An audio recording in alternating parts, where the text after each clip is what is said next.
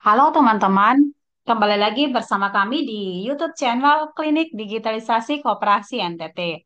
Bagi teman-teman yang baru pertama kali bergabung di channel YouTube kami, jangan lupa untuk subscribe dan juga nyalakan lonceng notifikasi karena kami akan selalu mengupdate informasi mengenai perkoperasian, perpajakan, keuangan, akuntansi, manajemen, dan juga digitalisasi.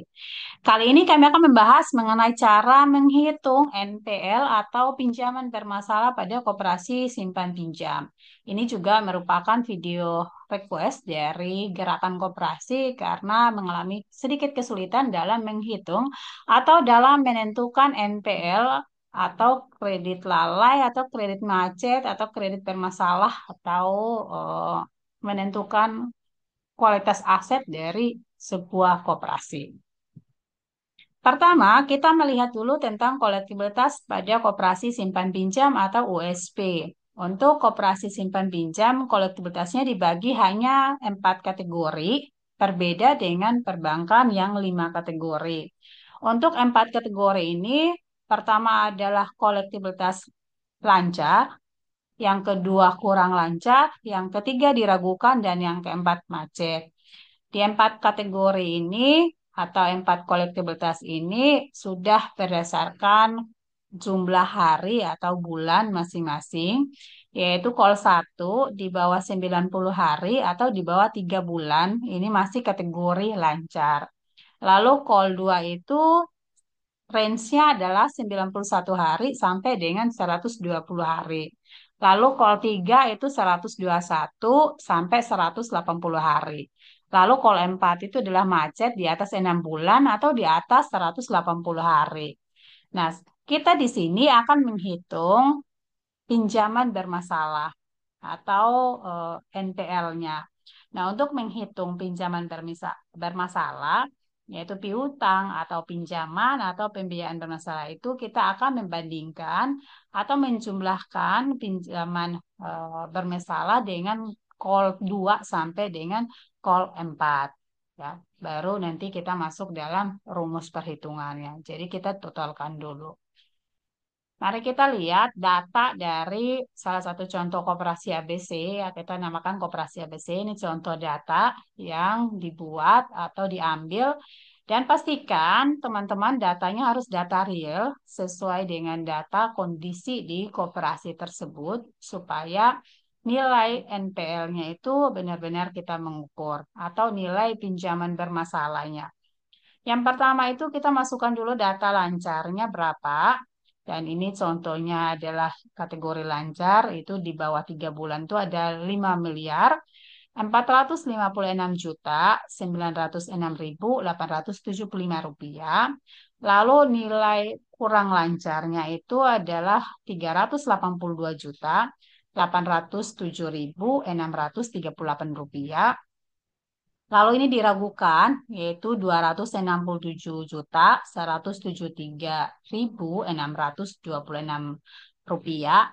Lalu untuk kategori macet atau call 4 ya di atas 180 hari itu 412 juta 804.477 rupiah.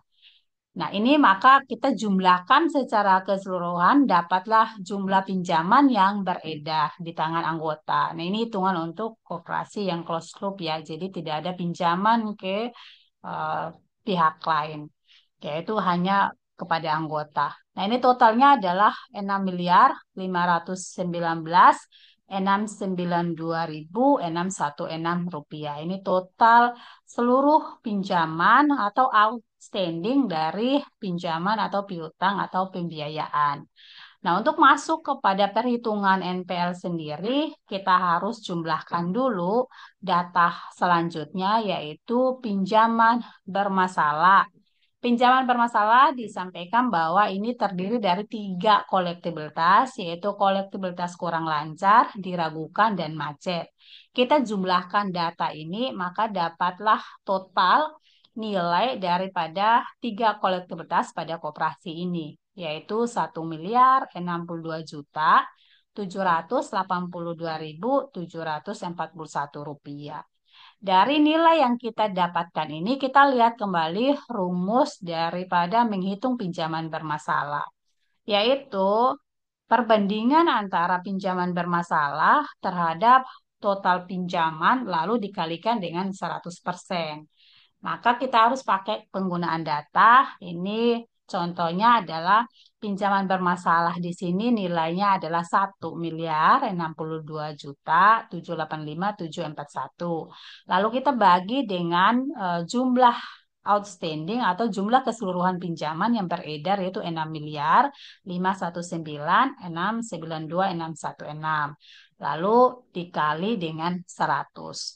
Maka dapatlah nilai dari angka ini kita bandingkan, lalu kita kali dengan 100, dapatlah NPL-nya 16,30%.